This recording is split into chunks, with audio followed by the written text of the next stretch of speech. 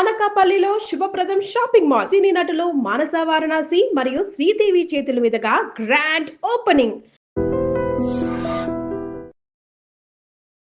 నమస్కారం అమ్మా. నమస్తే అమ్మా. అమ్మా, ఈ మాసంలో అక్షయ తృతీయ రాబోతుంది. అవునమ్మా. అక్షయ తృతీయ అనగానే చాలా మంది బంగారం కొనాలి అని చెప్పి వెళ్తూ ఉంటారు, తీసుకుంటూ ఉంటారు. బంగారం షాపులన్నీ కిటకిటలాడిపోతుంటాయి. అయితే పెద్దవాళ్ళు చెప్తున్నారు ఆఫర్లు కూడా ఇస్తారు. రేటు పెంచేసి ఆఫర్లు ఇస్తారేమో కదమ్మా, అది మనకి తెలియదు. జనరల్ గా మనం అనుకునే వరకు ఏదైనా డిస్కౌంట్లు ఉన్నాయంటే ఎక్కువ పెట్టి తక్కువకి ఇస్తుంటారు అంటారు కదమ్మా. అంతే కదమ్మా, ఎక్కువ కొంటే కూడా పెంచకపోయినా ఎక్కువ కొంటే టర్న్ ఓవర్ ఉంటుందని కూడా ఇవ్వచ్చు. అంచేత మనం గట్టిగా అనడానికి వీల్లేదు. అంతే అమ్మా. అయితే అమ్మా, మళ్ళీ మరికొంతమంది పెద్దవాళ్ళు ఏం చెప్తున్నారంటే అసలు బంగారం కొనడం కాదు, కొని మనం ఎవరికైనా దానం ఇస్తే మంచిది అని చెప్పి. అసలు నిజంగా ఏం చేయాలమ్మా అక్షయ తృతీయ రోజు? అసలు అక్షయ తృతీయ అన్న పదాన్ని పట్టుకుని అక్షయం అంటే క్షయం కానిది, అంటే ఏది చేసినా అది అంతులేనంత ఫలితాన్ని ఇస్తుంది అన్న అర్థంలో చెప్తారు. కనుక బంగారం కొంటే అంతు లేకుండా మన ఇంటికి వస్తుంది అని మనం కొద్దిగా లౌకికంగా ఆలోచించి చూస్తున్నాం. కానీ అక్కడ ఒక చిన్న లాజిక్ మర్చిపోయాం. ఏంటమ్మా? బంగారం ఊరికే వస్తుందా మన ఇంటికి? లేదు. ఏం చేస్తే వస్తుంది? డబ్బులు ఖర్చు చేస్తున్నాం. అంటే బంగారం మన ఇంటికి రావడం ఎంత అక్షయమో మన దగ్గర నుంచి డబ్బు పోవడం కూడా అంతే అక్షయం కదా. ఈ లాజిక్ ఎలా మిస్ అయ్యారు అందరూ? అవును కదా. నిజమమ్మా.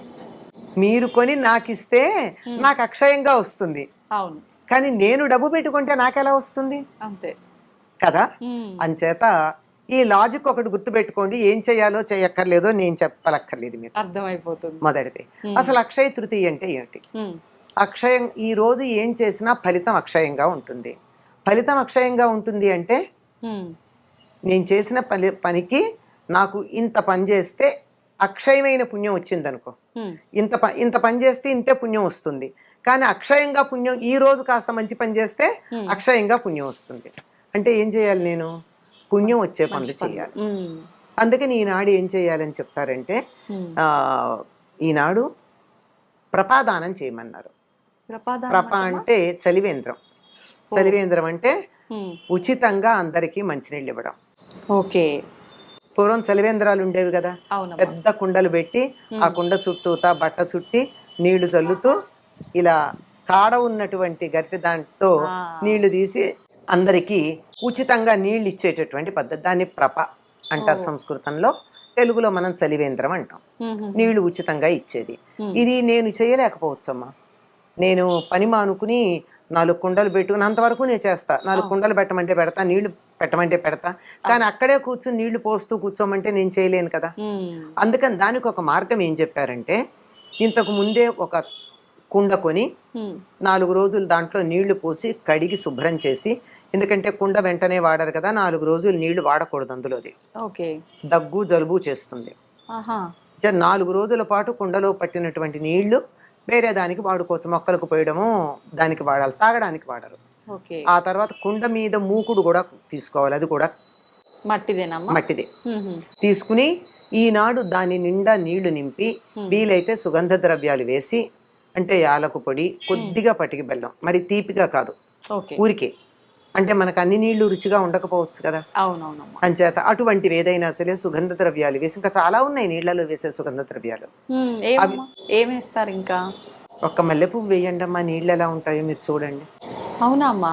ఒక కుండ నీళ్లలో ఒక్క మల్లెపువ్వు వేసి ఆ తర్వాత నీళ్లు తాగండి, వాటి పరిమళం ఎలా ఉంటుందో. ఒట్టివేళ్ళు వేయచ్చు, యాలకు పొడి వేయచ్చు, ఇలాంటివి ఉన్నాయి, చాలా ఉన్నాయి. అలాంటి సుగంధ ద్రవ్యాలు మనకు అన్ని ఎక్కడ దొరుకుతాయి? కాస్త ఒక్క యాలక్కాయ కొట్టి అందులో వేస్తే చాలు ఇన్ని కుండెడి నీళ్ళకి. దాన్ని ఒక బ్రాహ్మణుడికి దానమేమన్నారు. ఆ తర్వాత ఎంతమంది కన్నా ఇవ్వచ్చు, మొదలు అక్కడ. ఇప్పుడు మొదటి నమస్కారం తల్లికి చేయమన్నట్టు మొదట ఇచ్చేది అలా ఇచ్చుకోండి అన్నారు. ఆ తర్వాత ఆ రోజు చెప్పుల దానం, తెల్లని వస్త్రాల దానం, గొడుగు దానం చేయాలి. అంటే ఎండాకాలం వస్తుంది కదా, చక్కగా చెప్పులు ఇస్తే ఎవరికన్నా శుభం. వాళ్ళు కాళ్ళకి చెప్పులు వేసుకుంటే అమ్మయ్య ఎండలో కాళ్ళు మాడకుండా ఉన్నాయని సంతోషపడతారు. అలాగే గొడుగు, ఎండలో నడిచెడితే గొడుగు. ఆ తర్వాత తెల్లని నూలు వస్త్రాలు, అటు పైన విసనకర్ర, ఇంకా ఓపికంటే చందనం, వేసంకాలం వస్తోంది కదా, చందనం పూసుకున్నా. చందనం కొద్దిగా మంచిది, మార్కెట్లో దొరికే పౌడర్ కాదమ్మా, మంచి చందనపు చెక్క దొరికితే దాన్ని ఒక్కసారి ఇట్లా అరగదీసి, ఆ అరగదీస్తే వచ్చే గంధాన్ని నీళ్లల్లో గనక ఒక్క చుక్క, అంతకన్నా ఎక్కువ కాదు మళ్ళీ, అది కలిపితే ఎంత మంచి పరిమళం ఉంటుందో, చొలవ చేస్తుంది శరీరానికి. అందువల్ల మంచి గంధం దానం చేయాలి. ఇంకా ఓపికంటే బంగారం దానం చేయాలి. బంగారం దానం చేస్తే, ఇంత బంగారం దానం చేస్తే అంత బంగారం దానం చేసిన ఫలితం ఉంటుంది. అది ఆలోచిస్తారమ్మా, కానీ బంగారం దానం అంటే పోనీ చెయ్యకండి, ఎవరు చేయమన్నారు? వీలుంటే అని చెప్పాం కదా. బంగారానికి ప్రత్యామ్నాయంగా బెల్లం చేయొచ్చుగా. బెల్లాన్ని కూడా బంగారం అంటాం కదా. ఎందుకంటే ఒక్క గ్లాసు నీళ్లలో ఒక్క ఇంత బెల్లం ముక్క వేసుకుని తాగితే ఎండలోంచి వచ్చిన అలసట పోతుంది. ఇది బెల్లం అంటే కొంచెం మోటుగా ఉంటుందని చారెడు పంచదార, చిటికెడు ఉప్పు వేసుకుని తాగమని మనకి ప్రభుత్వం వారు ప్రచారం చేస్తారు. చారెడు పంచదార, చిటికెడు ఉప్పు ఇంత బెల్లం ముక్కలో ఉంటాయి. సరిపోయింది. పైగా దాంట్లో ఇంకా కాల్షియము, ఐరన్ కూడా ఉంటాయి. కనుక అది దానం చెయ్యండి. ఇలాంటివి ఇంకా ఇంకా చాదస్తంగా చాలా మంది స్వయం పాకాలు ఇస్తూ ఉంటారు. స్వయం పాకం అంటే ఒక 2-3 మనుషులు తినడానికి సరిపోయిన బియ్యము, పప్పు, కూరలు, చింతపండు, ఉప్పు, నూనెతో, నెయ్యితో సహా ఇస్తారు. ఎవరికైనా ఇవ్వచ్చమ్మా? పండితులకే అంటే బ్రాహ్మణులకు ఇవ్వడం పూర్వం ఉండేది. ఇప్పుడు పుచ్చుకోదగిన బ్రాహ్మణులు కనపడితే మంచిదే, లేకపోతే ఎవరికైనా మంచిది. ఇప్పుడు వాళ్ళు కూడా ఆలోచిస్తున్నారమ్మా తీసుకోవడానికి కొన్ని ప్రదేశాల్లో. అందులో నూనె అనేటప్పటికీ సందేశిస్తారు, అందుకని చాలా మంది నూనె తీసి నెయ్యి పెడుతున్నారు. నెయ్యి పర్వాలేదమ్మా? సోమత ఉన్న వాళ్ళు అయితేనే ఇవ్వగలుగుతారు. ఎంతమ్మా, ఇంత ఇవ్వచ్చు కదా. ఒక పూట నెయ్యి ఎంత తింటారు? కిలో నెయ్యి తినరుగా. ఒక పూట భోజనానికి 100 గ్రాముల నెయ్యి చాలు కదా, అదే ఎక్కువ. వండుకుంటే కూడా ఎక్కువే అన్నంలో వేసుకోవడం కాక. కనుక ఇట్లాంటివి చెయ్యాలమ్మా. అంతేగాని బంగారం కొనుక్కోండి వద్దని చెప్పట్లా, ఇవాళ్లే కొని తీరాల నియమం పెట్టుకుంటే మాత్రం ఇబ్బందే. దాని వెనకాల లాజిక్ కూడా చూడండి, ఎంత వస్తోందో, ఎంత వెడితే ఎంత వస్తోందో ఆలోచించండి. ఇవన్నీ ముందే తెచ్చి పెట్టుకుంటాం, కుండ ముందే కొంటాం, బియ్యాలవన్నీ ఇవాళ వెళ్ళి కొనం కదా, అన్ని సిద్ధం పెట్టుకుంటాం. సిద్ధం పెట్టుకుని ఇవాళ దానం చేసామంటే అది పుణ్యం. డబ్బు రూపంలో ఇస్తున్నాము, వస్తువు రూపంలో తెచ్చుకుంటున్నాము, అదొకటే డిఫరెన్స్ అమ్మా మీరు చెప్పినట్టు. అది కూడా నిన్నటి రోజున కదా, అది బంగారం. మరి అక్షయం, ఏదైనా అక్షయం అంటే డబ్బు పోవడం కూడా అక్షయం కదా. అంతే. కొంచెం ఆలోచించాలి. అవును, నిజంగా లాజిక్ మిస్ అయిపోయామమ్మా. లాజిక్ మిస్ అవుతున్నాం ఎందుకంటే వ్యామోహాల్లో పడ్డాం. అవును, ఆకర్షణలకు లోనైపోయాం. నిజమే. ఆకర్షణ, వ్యామోహం అనేవి రెండు పక్కన పెడితే సత్యం మన కంటికి అదే గోచరిస్తుంది. అమ్మా, ఈ అక్షయ తృతీయ ఇవన్నీ నిజంగా మన పాతకాలం నుంచి వస్తున్న ఆచారమేనా అమ్మా ఇది? అక్షయ తృతీయ ఉందమ్మా. అంటే నిజం చెప్పాలంటే మన తిథుల్లో ప్రతిదానికి ఒక ప్రత్యేకత ఉంది. కొన్ని ప్రాంతాల వాళ్ళు ఎక్కువ పాటిస్తారు, కొన్ని ప్రాంతాల వాళ్ళు తక్కువ పాటిస్తారు. ఇది మాత్రం మనం ప్రత్యేకంగా ఈ బంగారాలు కొనడం కాదు కానీ, అక్షయ తృతీయ అనగానే కుండలో నీళ్లుతో సహా కుండ దానం ఇవ్వడం చాలా చోట్ల ఉందమ్మా. అయితే ఇప్పుడు కొంచెం ఋతువులు మారాయి, మనకి ఇప్పటికే వేసంకాలం వచ్చేసింది. పూర్వం ఇప్పటికి గానీ వేసవి వచ్చేది కాదు, ఇప్పుడు బీభత్సంగా ఉంది. అది వేసవి మధ్యలో ఉన్నాం కనుక ఈ అంటే ఈ చలివేంద్రం పెట్టడం అన్నది ఇప్పటిదాకా ఆగకుండా ఉగాదికి ముందు నుంచే పెడుతున్నాం. ఉగాదికే ఎండ తట్టుకోలేకుండా ఉన్నాం. ఎప్పుడైతే మనం ఇళ్లలో కూలర్లు ఆన్ చేసుకుంటున్నామో, ఏసీలు ఆన్ చేయడం మొదలు పెట్టామో, అంటే అందరూ కాదమ్మా, కొంతమంది 365 రోజులు వేసుకుంటారు, వాళ్ళ సంగతి కాదు.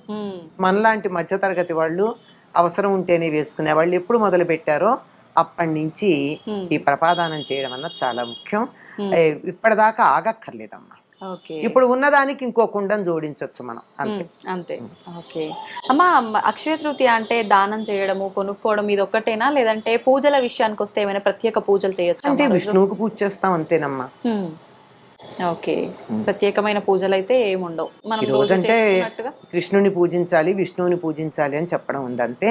ఈ రోజుకి ఇంకో ప్రత్యేకత ఏమిటంటే సింహాచలంలో చందనోత్సవం చేస్తారు.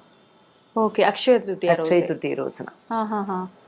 రోజు రోజు చందనం పూస్తూ ఉంటారు కదమ్మా. ఒక లింగం లాగా తయారవుతుంది. లోపల ఉన్నది వరాహస్వామి. ఓకే. ఆ వరాహస్వామి పైన ఉన్నటువంటి చందనం అంతా ముందు తీసేస్తారు. ఒలుపుత్సవం అని చేస్తారు, చందనం ఒలిచేస్తారు. ఈ రోజున చందనోత్సవం చేస్తారు. అది ప్రత్యేకం. ఓకే, ఎందుకనమ్మా ఆ రోజే ఎందుకు చేస్తారు? ఆ రోజు ఆయన ఆవిర్భవించాడని నమ్మకం. ఓకే, ఇంకా ఏం చేయొచ్చమ్మా అక్షయ తృతీయ రోజు ప్రత్యేకంగా చేయాలంటే? మిఠాయిలు పంచమని చెప్తారు. ఇది కూడా ఒక కథ ఉంది. అక్షయ తృతీయని ఒక వ్రతంగా చేసేటటువంటి వాళ్ళు, మనకి లేదని చెప్పాను కదా ఉత్తర దేశంలో, వాళ్ళు ఒక కథ చెప్తారు. చాలా దీన స్థితిలో, దరిద్ర స్థితిలో ఉన్నటువంటి అతను ఎవరో చెప్తాను ఆనాడు గంగా స్నానం చేసి, మనకెక్కడ దొరుకుతుంది గంగా స్నానం? గంగా స్నానం చేయడానికి ఒక చిన్న చిట్కా ఉంది మనకి, షార్ట్ కట్. మనం బకెట్ నిండా నీళ్లు తీసుకుని ఆ నీళ్లలో ఒకసారి ఒక చెంబుడు నీళ్లు పోసుకున్న తర్వాత ఆ నీళ్ళని ఇలా 3 సార్లు చేత్తో ప్రదక్షిణంగా తిప్పుతూ గంగే గంగే గంగే అంటే ఆవిడ వస్తుందట గంగ. నిత్యం గంగా స్నానం చేయొచ్చు. అలా గంగా స్నానం చేసి, మనకు అందుబాటులో ఉన్నది అదే గనక గంగా స్నానం చేసి ఆనాడు మాధవుణ్ణి పూజించి మిఠాయిలు చేసి అందరికీ పంచిపెట్టినందువల్ల ధనవంతుడయ్యాడు అని మనకి ఒక కథ ఉంది. అందువల్ల ఈనాడు తీపి పదార్థాలు కూడా అందరికీ పంచాలి. ఓకే, చాలా మంచి విషయాలు తెలియజేశారమ్మా, ధన్యవాదాలు.